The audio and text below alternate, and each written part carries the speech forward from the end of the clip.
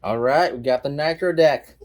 Went with black because black is the sleekest of all things. Why would you ever do anything not black?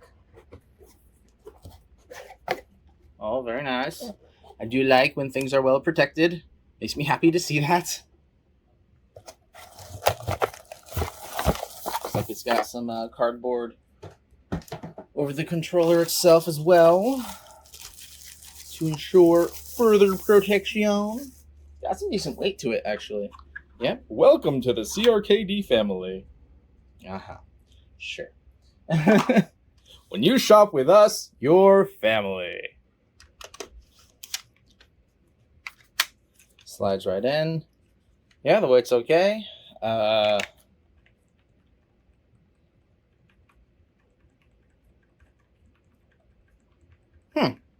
little mushy. Not really awful, but not really into that.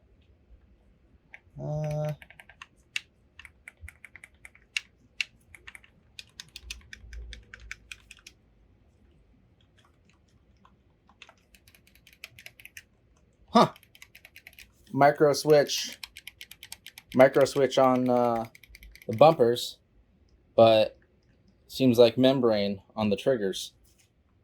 I disagree with calling these bumpers the shoulder buttons. Oh, there's also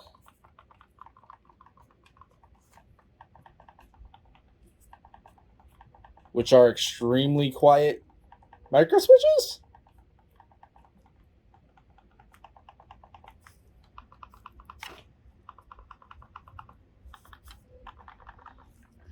They're positioned kind of decently. The back buttons, not terrible. I don't really use back buttons, so I don't know. I'm really the wrong person to ask about those. I don't know.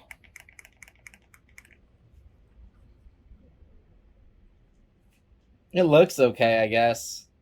It's way more comfortable than JoyCons, because look at the size of these things. They're huge in comparison. But the lack of it being inset is like, for a $60 controller? Are you sure? Are you what? And like, I don't know. It's small. It's like an expensive wired OEM JoyCon. And it's huge, which comfort-wise I like, but only for the Joy-Con. I don't like that this is here. I hate that it plugs into the USB-C. Yeah, I don't know. On to testing. Well, first thing notice when turning it on is that, and that's obnoxious and terrible and awful, and I hate it. So that's cool. So yeah, played a bit with it. In Mortal Kombat, I found myself playing like this, with this hand like out like that, instead of, because of the way it's positioned. It's not comfortable to hold. It's really not. Yeah, I got some black tape over the annoying light thing there. To switch it into wired, you hold down L3 and R3 for like 3 seconds or whatever, and then that light turns to orange, and then it's in wired mode.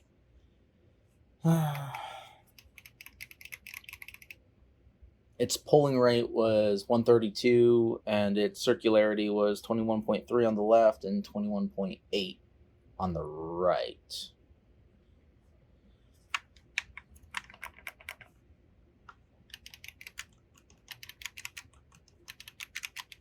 I don't know. I don't like these triggers at all. Not the triggers, the shoulder buttons. And they're like too big.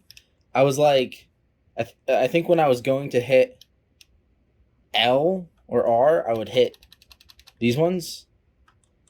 But these triggers are amazing. Oh my gosh. I love these triggers. They're quiet and just nice.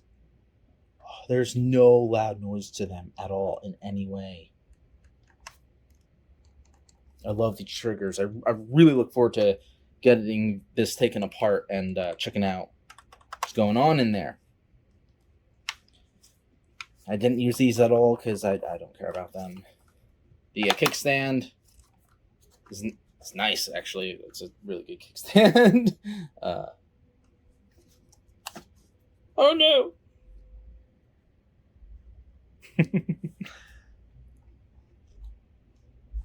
Yeah, I like the kickstand a lot. It's really nice.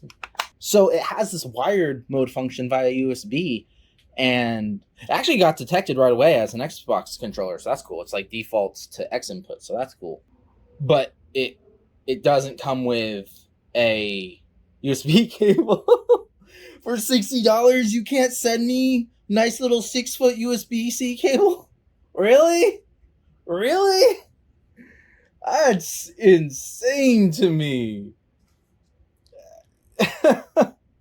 $60 is high to not provide a C cable, not provide a like comfortable controller, because this straight up down stuff is awkward. I played, I don't know, probably 15 minutes of Smash and maybe 10 minutes of Splatoon, and I couldn't do any more than that because it started to be really uncomfortable. Like holding it for that long, it's very uncomfortable. It's a bummer because it's nice and thick and big, and you'd think that it'd be comfortable based on that, but it's not because of this up-down nonsense, which is super duper duper duper duper anti-ergonomic. These are my mains, the Yoki Retro GameCube JoyCons.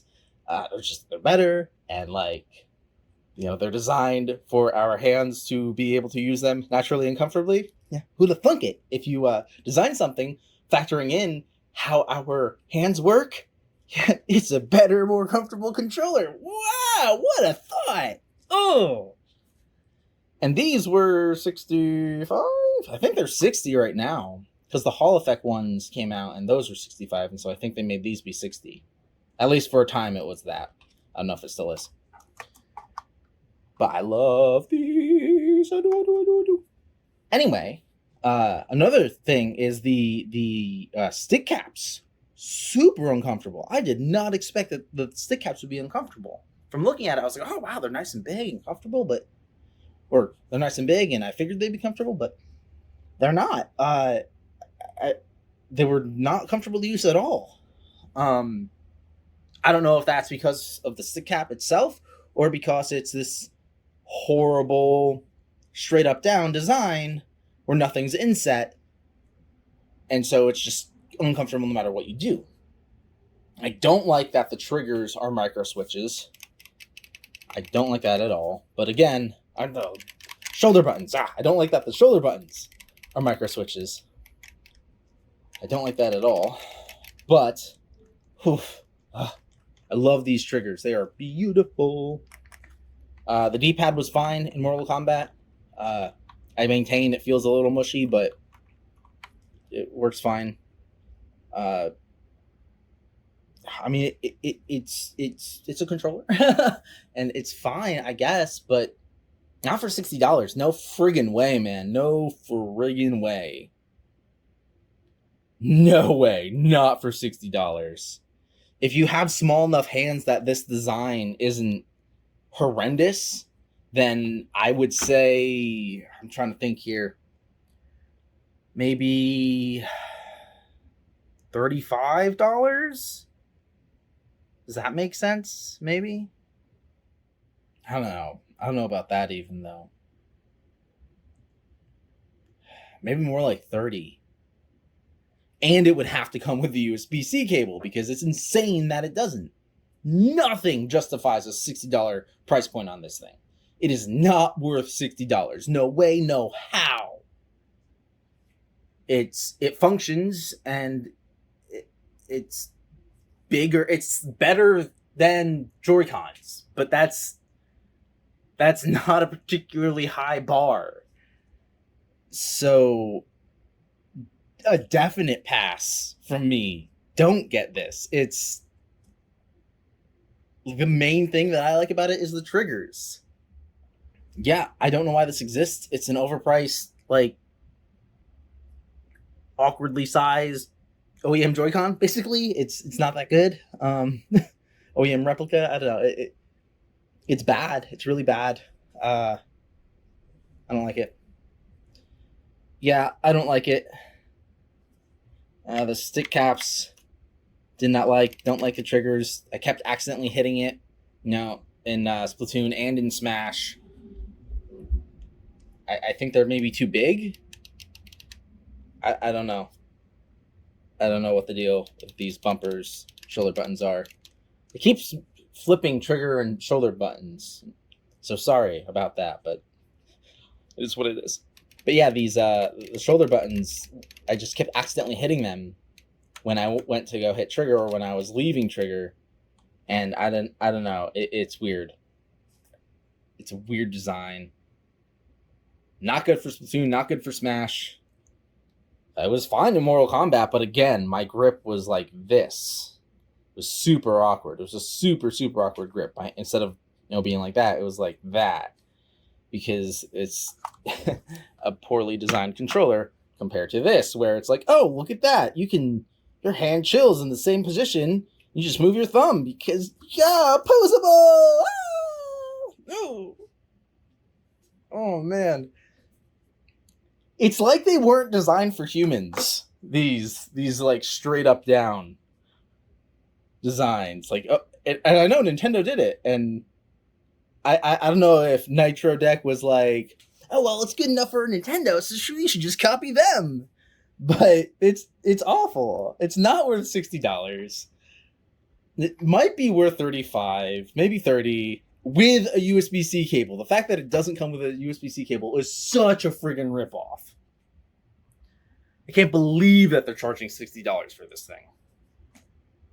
But again, I love these triggers. These are probably the second best triggers I've ever used, right after Hall Effect. And there's one aspect about them that I prefer over Hall Effect, which is that there is no bump at the end. Like with Hall Effect, there's a bump right where the sensor touches the magnet fully, and I don't like that sound or that feel, but it is what it is. But this doesn't have that, and I love it. I love these triggers so much. And with that said, let's tear this puppy down, right?